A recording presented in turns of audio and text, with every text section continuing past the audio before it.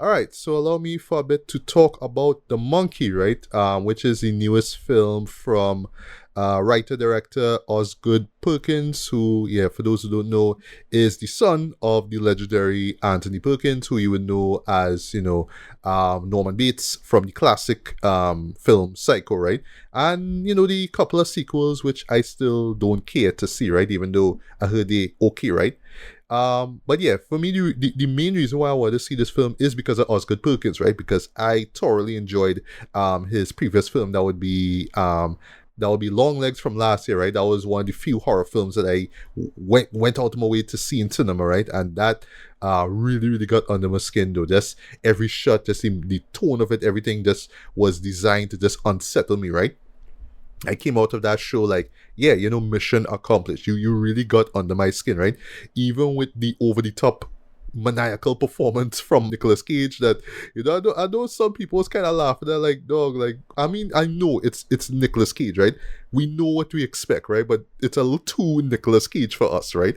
But I think in a weird way, it sort of worked with the really dark and creepy vibe of Long Legs, right? But yeah, I saw let me just say the first Red Band trailer for this film here. I was like, okay, this looked pretty interesting as well. This looked pretty interesting, right? And another thing I should mention too, this is actually like his first adaptation, right? Osgood's first adaptation, because this is based off of a short story that Stephen King wrote, I think Right. way back, like probably in the 80s or something like that, if I'm not mistaken, right? So it centers on the character of Hal Shelburne, right? Him and his twin brother Bill, right?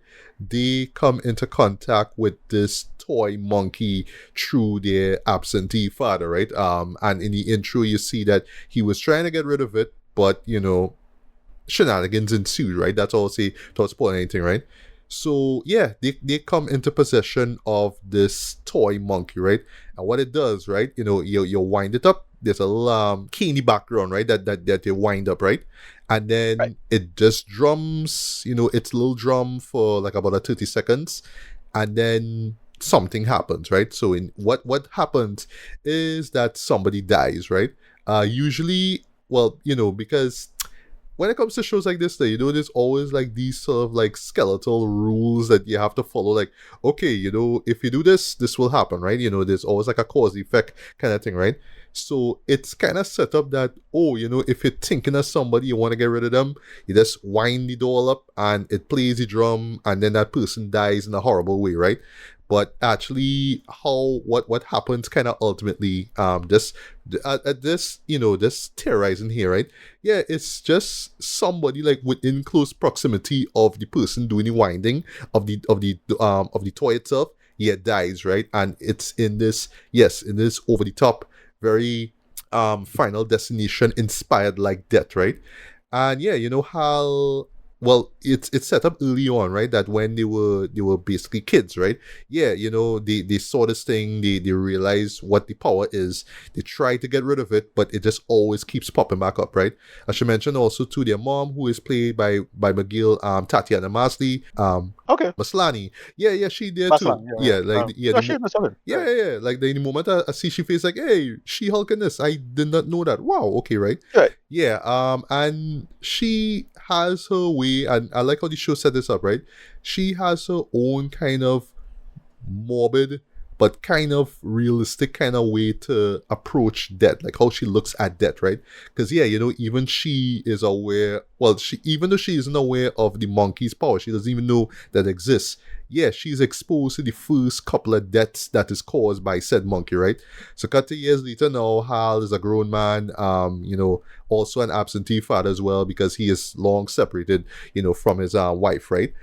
They had a son, and ever so often, because custody issues and whatnot, he spends a certain, like, a small amount of time with his son, right? And in the same time now, his brother Bill is calling him now because it's like, yo, I want your son to take this from me, because now he feels like it's a curse, like, almost like he has to keep winding, he has to keep activating this toy, or else he will die. That's the fear that he has, right? So he just want to take this monkey that they've been trying to destroy for years now and give it to Hal's son, right? And you see what happens, and yes, shenanigans take place, and I'll stop there, right? So I found this out after the fact, right? And it's something that I felt like if I was thinking about it while I was watching the show, I would appreciate it just a little bit more, right? Yeah, you could tell that this movie was kind of personal to Osgood, right?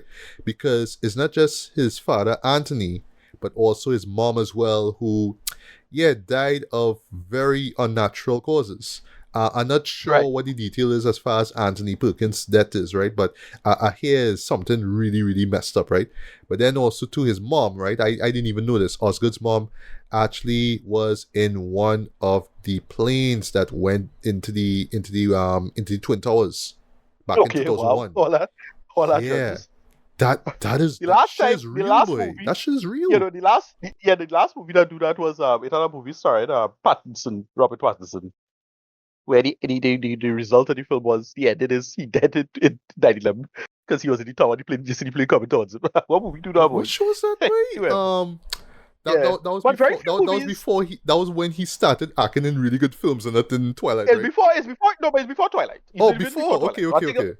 I can't remember. I think it's either before or right after Twilight. I can't remember. All But yeah, right, that all was right. infamous. But I very should few look it up. movies actually. Very few movies reference 9/11, but do it properly, like reference it and say, okay, make it tasteful or make something reference. But do that properly. Just stay away from it. The Yeah, only movie that I to be enjoy, fair, this show doesn't reference it. It's just a, I don't want to say that a thing, fun right? fact, but it's a fact, Well, a right? Yeah. factoid, a factoid in the narrative. Yeah, okay, that's fine. Yeah. Right, So after the fact now again, just learning about it after the fact. Yeah, I found out. So, this is why Osgood made this film, right? Why he adapted this, right? Because what he aimed to do with this film is just really show that, that could happen to anyone, right? Because, we always like to like deep down, right? We all want to die gracefully, or we all want to die peacefully. We don't want to be in fear of how we go out, right? But right, because I mean, it's one thing to accept that we all gonna die, right? But it's another thing to really wonder how it will happen, right? Especially when it comes to our own health. That is something that will freak people out on a daily basis, right? So that's why we will go out our way to ensure that we are healthy, right? Whether it's eating right or exercising or taking medication or whatever it is, right? But it's when people die in the most shocking, gruesome ways, right? It's easy for us, it's instinctive of us to say, didn't deserve that. Or especially if it's somebody close to you, it's like, no, why did they die like this? Why this person was gunned down? Why this person was in a car accident, right? Why didn't deserve that, right? So through this film, Osgood kind of exploring that, right? Why we always quick to say didn't deserve to die like that, right? And basically his hypothesis is just, you know what? It's death and it will come to us anyway, right? So it doesn't matter right. how we die, it will just happen anyhow you take it, right? Even though there will still be the lingering fear that we'll all have that, yeah, you don't want to die in these really absurd, especially absurd, do you don't want to die in absurd way, right? Like, let me just say, you don't want to die like in a freak accident. That's what it is. That's the thing, right? I think if I'm not mistaken, that's how Anthony died, right? His dad died in a freak accident, right? I should really look Right. up how it was, right? So I feel like if I had that in my head, I would have appreciated the film more, right? So what I will say, right, is that yes, it is a very well made film, right? Directing wise, Osgood still has that eye. Like you could tell like he was tailor made for horror films, right? And not saying that he should stick with that throughout his life, right? But saying that because he is the son of Anthony Perkins, who sang one of the greatest horror films ever, one of my favorite horror films. Like I think for any cinephile, they'll probably put Psycho as one of the greatest, right? But whatever. But Correct. yeah, and you could tell like he just want to carve his name out as one of horror's greatest filmmakers, right? I think he did a solid job, right? But where I felt he fumbled now is with the tone of the film, because I should also mention it's also a comedy. So he's going for horror comedy this time, not Right. pure Okay. psychological horror like he did with Long Legs, right? So the issues that I have with the film personally is just the shift in tones. And it's not from horror to comedy, but is the style of comedy that he's going for, right? So he wants to do sort of like absurdist humor in the sense of we should be shocked at how over the top these deaths are, right? even though yes, they do veer into Final Destination territory. So if you've seen any of those Right. films, you have an idea how these deaths play out. Because they play out just like that. It's just unlike Final Destination, they happen very quick, right? With Final Destination, it's always steps. It's always 1, 2, 3, 4, 5, and then they're wondering, and the tension is built because you're wondering, oh, what's gonna happen next now? When the death gonna happen? And then when you least expect it, boom, somebody's head gets sliced off or whatever it is, right? In this case, it happens very quick, very unexpected, and boom, right? Let's just say not unexpected. You see it coming, but you just waiting for the payoff, and then like about 5 seconds later, boom, payoff, right? So it's like that, right? But yeah, it will go there, but then it will also try to go for dry humor as well, right? So, case in point, there's some character reactions to deaths where you get that the show wants you to laugh at it, right? And like I honestly, I wasn't laughing out loud throughout the show. I was chuckling at some points, like, huh, that's kind of fucked up. Huh, that's kind of funny, right? That was me, right? Right. But I wasn't laughing out loud, right? But when you go for dry humor now, and you see characters just kind of watch the situation, like, wow, okay, that happened. Yeah, it kind of takes you out of the film now, because realistically nobody will react like that to a death, especially when it involves, blood and guts, right? Nobody will just kind of watch it like, huh, wow, and move on. Like, it don't work like that, right? You have to get some kind of reaction, some kind of visceral reaction, right? Like a scream or something like that, right? And that's not to say that there's no screams or whatever, or reactions of that nature. It's just when it comes to some people, they sort of react like, oh, wow, okay, right? And it's just kind of weird, like, it just, like, it doesn't, it feels like, it doesn't feel realistic, right? It feels like this kind of weird pastiche of, different styles of horror comedy that's just thrown into this film, right? So I felt like if Osgood had just kind of focused on a certain style of comedy, it would have worked, right? I'm not saying that he shouldn't stick with the absurdist humor, but yeah, give us more of a realistic reaction so we are invested in the story even more, right? But then having the characters be so detached from everything now kind of forces you to kind of watch everything. I'm like, oh, well, they did, all right, and you don't really have any feeling towards it, right? That's my main issue with the film, right? But other than that, though, I mean, the performances are decent for what it is, though. Story is okay. Even though I felt like there's a majority of time spent on the relationship between, Hal and his brother and whatnot. And another thing, right, as a wrap up here, right, another issue I have with this film, and I couldn't help but see it while I was watching, right? I could just feel it while I was watching it. It has the feel of you're taking a short story and you had to stretch this thing out to 90 minutes. So it has that feel to it, right? Where you could tell that certain moments are there to kind of pad the story along. So of course you don't want to jump into the kills just yet, right? But there are moments where you could feel like the story is being padded out because you wanna do the world building, but this sort of like slows the story down, right? And those moments more often than not, yes, are designed to make you laugh, right? And like I say, I just found myself sort of chuckling more than anything else, right? When I went to see, there wasn't really like a packed audience, but people were reacting, they were laughing as well too, right? I didn't laugh loud, as I imagine Oscar expected me to when I was watching this, right? I just saw it. And, I marveled at the deaths. Others were just so damn unrealistic, But again, with the clashing of tones with the humor, right? In terms of humor, yeah, it was hard to take some deaths seriously. Others, make me wince, So it's like that, though. It's just that unevenness as far as tone goes, right? As far as style goes. That's really the issues that I have with this film, right? But other than that, though, I mean, it's fine, right? At the end of the day, it's a fine film.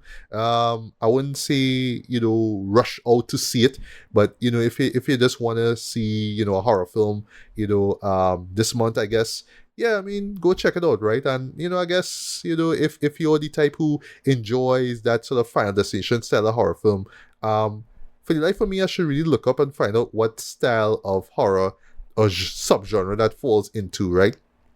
The freak accident horror film, where yeah, there's an entity, there's a supernatural entity, right? But it's not about that, it's about the deaths that ensue, right? Because of said entity. That's really what it is. But I don't think there's a genre for it, right? maybe it's splatter. I guess you could call it a splatter film. I guess it falls within that subgenre. I guess.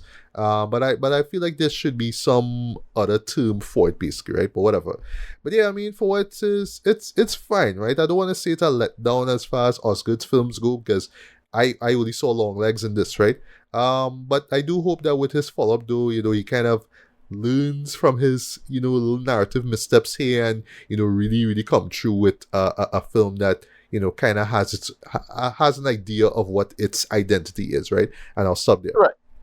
So for me, rating wise, I'll give this a very light 3 out of 5, man. It's alright. It's alright for what it is. Again, Right. if you're interested, go see it. If you like splatter films or freak accident horror films or just films with a very morbid, twisted sense of humor, you'll enjoy it, right? And I kind of like that monkey. Like it's just Right. that's the idea of it, though. Like, yes, you've seen that monkey before, in other shows or whatever it is, but the idea of it pretty much, deciding one's fate, if you will. I think that's a really really like interesting touch, right? It's very Right. very Stephen King. I should mention too. It's not even a spoiler. Yeah, a majority of the show takes place in Maine. Like as soon as they say, okay, Right, we of have to go course, to yeah. Maine, I was like, oh god, like really? Yeah. Because I just stayed at one spot. It's like, no, we have to go to Maine. Like, oh lord, all right. Okay, I get, because Stephen King, yeah. And by the way, this show, I mean, not surprising, get a co-sign from Stephen King himself. Yeah, the man actually Right. loves the You're not film. surprised. Yeah. So I am glad that he enjoys the film. I am genuinely glad that he enjoys the film, right? And honestly, like, I'm not speaking as like a Stephen King fan because I've never read any of his books. I know, blasphemy, right? Blasphemy. Shame on me, right? Never read a Stephen King novel before, but I watch a lot of Stephen King adaptations, right? Look at that, right? Yeah. But for him to say that he loved it, though, that is really admirable, I must say, right? Well, But I mean, in his case, the rule of thumb is that if he like it, it's usually bad. But whatever. All yeah. the good adaptations, like it, whatever. That remind me, I should look up and see what he thinks about the first It movie. Because remember, we I don't know. hated the second It, well, part 2, but I wonder how he feels Okay. about the first one, right? Yeah. Okay, I don't know. Yeah, but at the end of the day, I like that Osgood actually used the genre of horror to, explore a very like complex issue, right? The how we look at that, Right. how we approach that. Because I think that he really touched on something very truthful about us, right? Because nobody wants to die in a freak accident or in a car accident or whatever it is that we don't want to get. We all want to die gracefully. That's what it is, right? Unless you live in a fucked up life and you just don't care how you Right. die, like outside, like if unless you're that type of person, I think that everybody wants to die gracefully. Everybody want to die peacefully, right? But when you see people around you dying in the weirdest ways, right, or the most shocking ways, right? It's instinctive of us to feel like, wow, what if this happened to us? Right? And you get scared, right? So I like that Oscar was able to take that and, in a way kind of process how he feels about how his parents died. That's really interesting, right? And I do hope that, with his other films, I'm not saying he have to, but with his other films, he could explore more personal aspects about his life, right? Not just about how his parents died, but, just why he chose horror as, his art form, or the idea of just him being the son of Norman Bates, right, so to speak, right? He could go into many different directorial and narrative directions with that, right? But I think that he on the right track with this film, right? But again, it's just the tone I just felt was just all over the place. I just felt like it should have just stuck to it should have just sort of figured out what it was going for and stuck with that, right? But other than that, though, it's fine. Didn't love it, but I didn't hate it either. Didn't feel like it was a waste of my time or money. But I mean, if you want to see it, go see it. Or if you're kind of hesitant, I would say wait until it comes out on digital and give it a watch.